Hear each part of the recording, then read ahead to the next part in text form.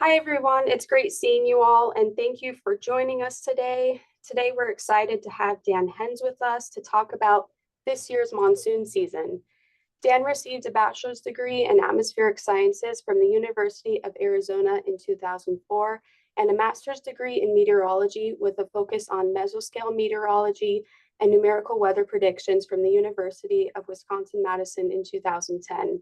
His previous work experience includes being an operational meteorologist with HDR Incorporated, working on the Urban Drainage Flood Control District Flash Flood Prediction Program in Denver, Colorado, a researcher at the Cooperative Institute for Mesoscale Meteorological Studies in Norman, Oklahoma, and a training developer with the National Weather Service Training Center in Kansas City, Missouri, covering the Community Hydrologic Prediction System. Most recently, he joined the flood warning branch of the Flood Control District of Maricopa County in 2011 to serve as the lead forecaster for the Meteorological Services Program and is currently the flood warning branch manager. So Dan, I will turn it over to you. Thank you. All right, thank you for that. Let's see here. Share. Let's get the presentation. Share that. And then put this into presentation mode. All right, and I think I have to switch this real quick. All right, how does that look for everybody? Is that the actual presentation showing up on your screen, or is it the other display? Nope, it looks great. Thank you. Awesome. All right, so let's try and move along with this. Well, again, thank you for the introduction. Thanks again for having me. This is one of my favorite presentations that I get to give each year. The monsoon is one of the most exciting times for all of us that work in operations or in the weather and water world, or even if you're just aficionados of weather here in Arizona. It can be a great time, or it can be painful if we don't end up being overly active. But let's get into it. So I always like to start these recaps off with going back into June and even maybe the antecedent season just to talk about what we were seeing. And especially this past coming into May and June, we had a nice wet winter. It wasn't as cold as the previous year in 2023, but I'd call it a warm to normal in terms of temperatures. But yeah, in terms of precipitation across the Intermountain West, we did pretty well. So as we are heading into June and our own outlook that we do every year, Fed's Climate Prediction Center, seeing a strong push towards above normal temperatures for the summer. And in terms of rainfall, the lean was going to be more of probably a drier outcome. We kind of follow suit with that, with our outlook. On top of that, thinking that potential early fall start to the monsoon, which we'll get in here in a second. And then a more erratic placement of the monsoon ridge in general, having to do with developing La Nina, weakening El Nino, but ultimately hotter and drier than what we typically expect. So let's get into June. So I'm going to be showing quite a few of these North American regional reanalysis plots. They're all going to be from 500 millibars. And if you're not familiar with that, we're roughly going about halfway up in the atmosphere. We're taking a slice through the atmosphere there. And then what you're seeing is geopotential height. And the easiest way to think about it is the higher the heights, so those yellows, oranges, reds, associated with high pressure, higher temperatures, the greens, blues, purples, dark purples, lower heights, colder temperatures, troughs. So on the left image here, you're looking at the climatological mean for June. You can see the monsoon ridge kind of slowly building up there in central Mexico. And then if we look at the image on the right, this is for June 2024. And the one thing that I really just want to point out is the location of the ridge is about where we'd expect it. However, is quite a bit stronger. You'll notice the geopotential height there is 3 or so decameters higher than what we normally see in Climo. So that kind of just lends us to believe warmer temperatures we experience. One interesting thing that we had to help jumpstart our monsoon is on the image to the left, we're going to be talking about Tropical Cyclone Alberto. Really didn't exist for all that long, formed around the 17th of June and then made landfall in central Mexico on the 20th. But what was great is if you're looking at the image on the right, which is a 10-day water vapor loop. I know that's probably moving really fast. It could be kind of glitchy. I apologize for that part, but really, it starts June 20th and runs through June 30th. And what we're looking for in this water vapor is the blues and the whites and the greens. The blues meaning mid-level, lower level moisture being transported into Arizona and the whole desert Southwest, allowing us to have a pretty active period for those last 10 days of June. And what that ultimately ended up doing, here first, you can actually see this now. So what we're going to look at, thanks to the National Weather Service folks and their monsoon tracker page, we can look at the daily dew points, how they evolve starting in June on the left and then working all the way to the end of the monsoon on the right. You've got Tucson Airport on the left image and Phoenix Sky Harbor on the right.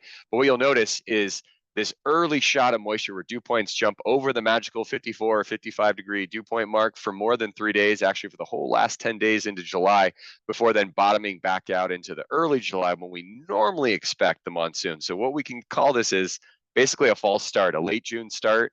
Then we dry out before then monsoon dew points get back into that 50 to 60 range through much of July and into August. So how did we do in terms of looking about temperatures and rainfall for Arizona? Well, the image on the left is showing our June 2024 percentile and kind of rankings. And ultimately what you're seeing is a lot of much above normal temperatures. In terms of rainfall, I mean, much of the state did really okay. We're above normal to near normal outside of the far, far northwest part of the state. I do want you to keep in mind, though, if you're living in Phoenix, average rainfall for June is like 2 or 300ths of an inch. If you're living in Tucson or Flagstaff or a lot of these other areas, it's no more than a quarter inch, a few tenths of an inch. So we did better than what we might see on average, but we weren't talking huge, huge, huge amounts of rain. So let's get into the meat and bones of the actual summer. And yeah, this is a common phrase I heard a lot. Did we seriously just outdo 2020 and 2023 when it comes to the heat? Well, there's a lot of statistics that are showing us in some cases we did. So again, I'm going to show you these 500 millibar maps here that are just kind of showing us the location of the monsoon ridge. The image on the left is our climatological mean, showing the ridge kind of along the Arizona, New Mexico border there. And again, if you look on the image on the right, this is what we experienced during July and August here. And you'll notice, again, those brighter colors of red. There's actually a shade in there of a 5950 geopotential height, which again goes off the color bar. And so when I was saying before, just the higher heights correspond with higher temperatures. Really, we had a very, very strong ridge, especially when you compare it to what we see on average. So I wanted to talk quickly because this monsoon, if you're looking at it from a storm perspective, really was like a tale of two monsoons. We had this kind of active finish to June, and then actually really a pretty active July and into early August, especially if you lived in central Arizona, so up across the Mogollon Rim, Flagstaff area, or even if you were down in Tucson area, you really did okay. And that's kind of being represented here on the image on the right, looking again at the precipitation percentile. Of course, if you lived in Western Arizona or the Phoenix area, we still were unfortunately pretty dry, and we were missed a lot of the events. And again, in terms of temperatures, we're in this much above normal to potentially record warmest. So the image on the left there I thought was kind of interesting. So again, that's that geopotential height for just July. And you'll notice the bullseye of the monsoon ridge basically sitting over the heart of the state, or again, if you're in the Phoenix area, us, heat dome. This position can be okay for southern Arizona. That puts you in more of an easterly flow, as long as you get moisture intrusions, these storms. If you're living up, again, in the higher terrain or up in the mountains, you get your daily diurnal effects, and you're still seeing quite a bit of storm activity. But in terms of getting storms into the lower deserts, especially around the Phoenix area, not so good. This is also going to enhance our heat statistics. So if you look on the right there, the 113-day streak of 100-degree temperatures from May 27th to September 16th, 18 daily high temperature records were tied or broken, with 28 daily warm low temperatures tied or broken. I'll talk more about these total 110 and above 90-degree days. We'll mention the over 115. There were 12 of them. The latest observed instance of 110 degrees extending past the monsoon to October 7th. And the latest 115th, September 28th, we set an all-time monthly temperature record for September at 117 at the end of the month on the 29th. And then in October, we still managed to reach 113 on the 6th. And then probably what is going to go down as one of the most impressive streaks that we may not see broken again is for 21 straight days, we set a new daily high temperature record at Phoenix Sky Harbor. For some perspective, the previous record was set in Iowa and Burlington, and it was during the Dust Bowl era, the 30s. So this is basically like a 100-year record that we smashed, not just by a few days, but by an entire week. I seriously think this should be getting some more attention and even national attention than what it's got, because again, we may not see something like this again in our lifetime. So kind of touching back on the days of 100, you'll notice on the plot on the top left there, that's 100 degrees, and we averaged 111 during the summer months. The most we ever got was 145 in 2020. We got to 141 this summer. In terms of 110 degree days, we averaged 21. The most that we've ever seen was 70. And again, that was this summer. We smashed the previous two high years, which was in 2023 and 2020 when they had 55 and 53 respectively. But again, we're going more than double what we've seen in the longer term average. So just incredibly hot, long streaks of hot days. And then if we look at the overnight temperatures above 90 degrees, which is that bottom left plot, I mean, we averaged 7. The longer term average is 7. We got to 39 this year, which is just incredible. That's, almost 6 times our average, 5 times our average. And again, we still crushed the next two highest years in 2023 and 2020, 35 and 28 respectively. So it was just incredibly hot. I wanted to include this slide right here. I'm going to talk about the image on the right real quick. This is going back to that our streak of 21 days. Of course, when the hell made this post, we had reached 20 days. But what's cool about that image is you can see our normal average trend is that black dashed line, and we're going from August into November.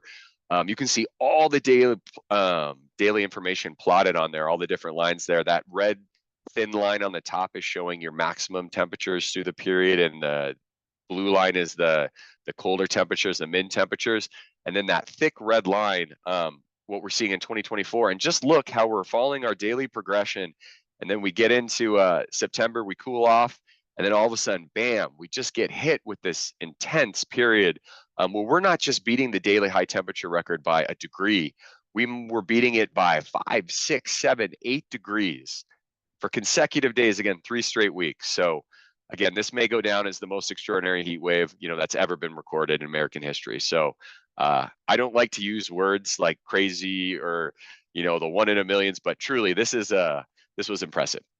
I also want to include this image to the left from Brian Bretschneider, climatologist. Love the guy's posts. He works with a lot of large data sets, and he had made this post just kind of looking at temperature trends in September over the last 85 years across, all of North America there. And I thought it was interesting, especially for the state of Arizona, and even the desert Southwest. You don't really see Los Angeles, you don't see Phoenix, you don't see Tucson, you don't see even Vegas kind of highlighted, these major cities with the urban heat island pieces.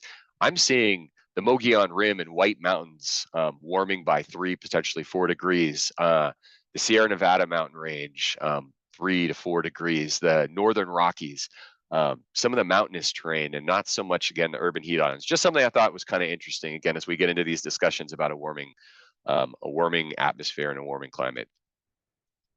Okay, so we talked about everything we wanted to say in terms of the heat. Let's look about rainfall. So how do we compare to previous years? So we're going to start at Phoenix Sky Harbor, and then we're going to look at Maricopa County as a whole, and then we'll look around the entire state to see how we did. What you're seeing here is thanks to the Climatis folks down at University of Arizona. We got a Haywood plot here that's tracking on the top part your rainfall. That white to brown line is kind of like as you would progress throughout the monsoon on the left, starting on June 15th and then September 30th on the right. And ideally, you can see your rain events across the bottom. Those are those blue bars. Really, we didn't have a whole lot of event days. We had 7 at Sky Harbor. We didn't really capitalize on the June moisture so much right at the airport, but you can see events right on like July 1st, and then a pretty decent event there at Sky Harbor in mid-July. But really, we were kind of behind the 8 ball outside of, July 15th or 16th the entire summer. And it turns out we were quite below normal. 0.74 inches at Sky Harbor. In terms of ranking, that'll go down as the 7th driest on record at Sky Harbor. So again, definitely a dry monsoon. If we zoom out now to Maricopa County as a whole, I wish I had a lot better news to tell you, but I don't. In terms of the shading there, so this is total rainfall observed at the Maricopa County our alert network. So it's made up of over 350 rain gauges. And if you're living anywhere along the I-10 corridor, you're seeing those shades of gray, you're less than an inch, in some cases less than half of an inch. Any of the shades that are blues go from 1 to 2 inches. And then when we start getting into the greens, we're going from, 2, 3, 4 inches. That's really what we want to see. But as you can tell, most of the central county did not fare so well. You'll also know that there's a lot of, we didn't get a whole lot of significant rain events. So when a particular rain gauge or cluster of rain gauges had a big event, they're showing up here in the actual data where you can see kind of like if you look up along the I-17 corridor on the northwest parts of the county, we had a couple of events, 1-day rain events that really got them most of what they saw for the entire summer. The same thing happens across the southern part of the county. But another way to really emphasize this is let's look at this as a percent of normal. So again, the idea here is we want to be seeing shades of green. At the very least, if you're seeing shades of white, you're right around normal, and greens put you above normal. We only had a few gauges, again, on the southern part of the county and even into Pinal County. And then when you start getting into those oranges and reds, we're talking 50% of normal, 30% of normal, less than 10% of normal for that I-10 through the heart of Phoenix and heading out west, that corridor there. Just terribly, terribly dry. Overall, if you were to average all the gauges together, we were around 46% of normal. So it's incredibly dry. So let's do some other ways to take a kind of look at this. Here's another Haywood plot. So we're going to take all those gauges, those 297 gauges, index gauges that we use to calculate some of these things, and we're going to make a Haywood plot, average them as a single value, and then track it by the day. So the left side of the plot is June 15th, the right side is September 30th, and then we're looking at accumulated rainfall in inches if we go up on the y-axis. And you'll see some of our favorite years there were 2014, which is, that was, again, as when you average around the county, the wettest in terms of our gauge network. You also see 2021 and 2022 in recent years. Those were really wet monsoons. And then you can see our mean there is that black dash line. And then when we go below that in recent years, we're seeing 2020 was that the driest on average across the county was that red line. 2023 last summer is the black line. And then of course, 2024 comes just in above 2023. So it really, outside of a few events in July and August, and again, this isn't just Sky Harbor, this is the entire county. You can see all the dots there in that image above, where this is the mountainous terrain, this is the lower deserts, west, north, east. Really, it was dry and it wasn't overly active, and the spots that got it was 1 or 2 isolated events throughout the monsoon. We can look at this now going all the way back to the 80s. Again, those same index gauges that we use, and you can see average rainfall again is around 3 inches is what we hope to see each summer. 2024, again, just below 1.5 inches, or again, 46% of normal. We did better than 2023, and we nearly doubled the rainfall of 2020, but again, nowhere where we'd like to be ideally. Okay. So let's take an even larger step back. Luckily, again, pulling the data from the AZ Prism, the Western Region CC data set, I was able to get the newer precipitation percents and normal maps, which are cool. So we're seeing the latest ranking 1991 to 2020. But in terms of overall rain around the state, a few areas were right around normal. Again, as I had mentioned, if you were living in the Flagstaff area or across central Coconino County, or if you're down in the Tucson area, you finished out okay. But really, if you live in Maricopa County, Gila County, all of the whole, or lower Colorado River Valley, we're talking below normal, much below normal to potentially, record driest in some spots. And also, unfortunately, up in the White Mountains, we're also very dry. In terms of temperatures, again, we went over a bunch of the statistics there, but yeah, the departures from average, especially across the south central part of the state, not just 1 degree, but we're talking 3, 4, 5 degrees warmer than average, which again is quite significant. Same along the lower Colorado River Valley.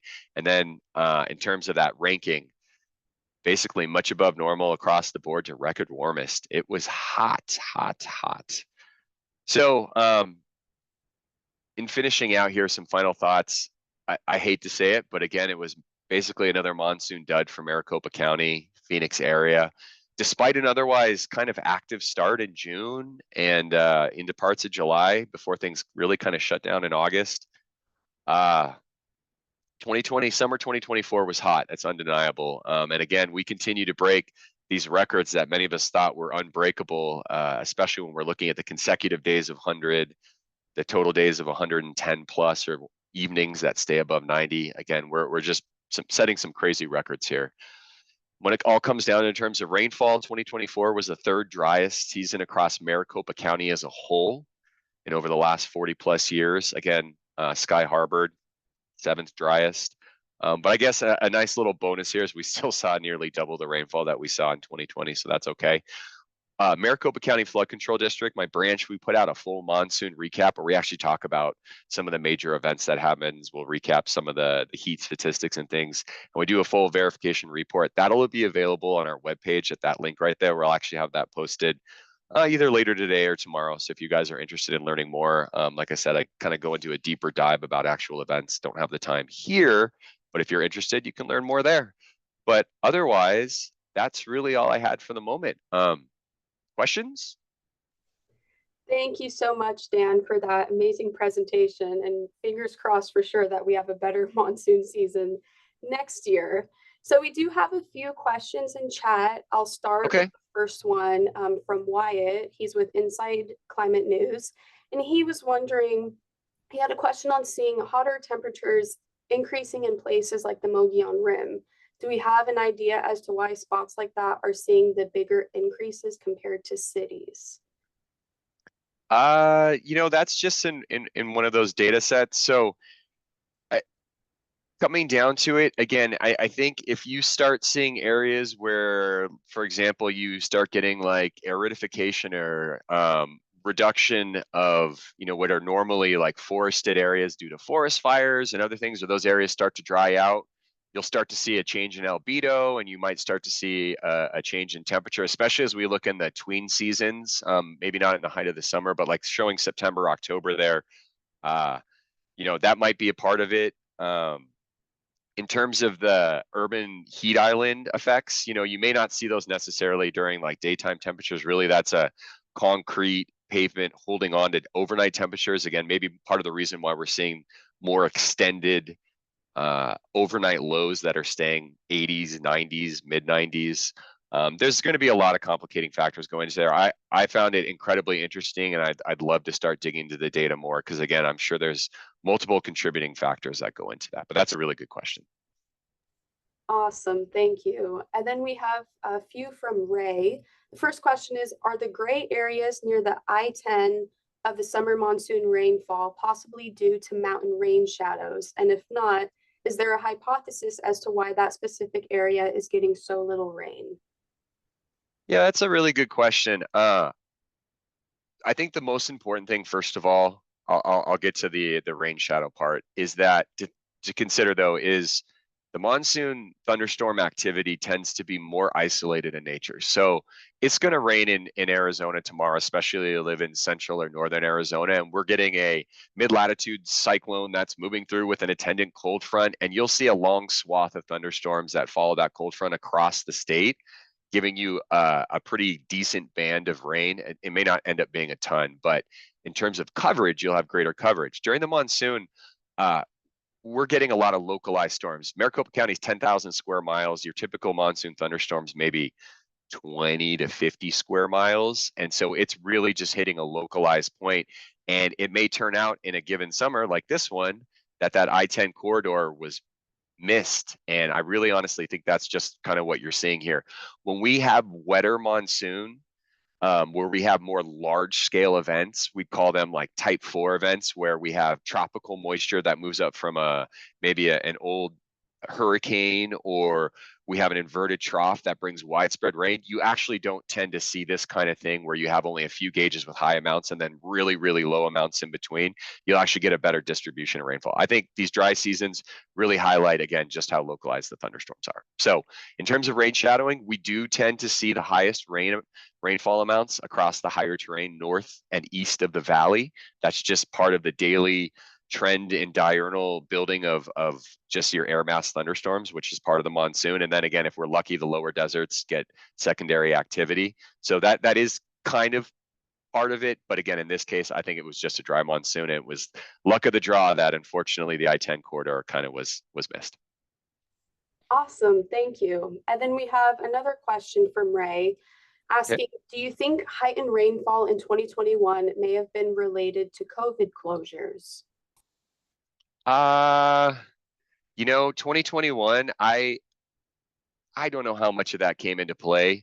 So we have 108 days. If you define the monsoon as June 15th to September 30th, that's 108 days. We had an early intrusion of moisture into Arizona in 2021.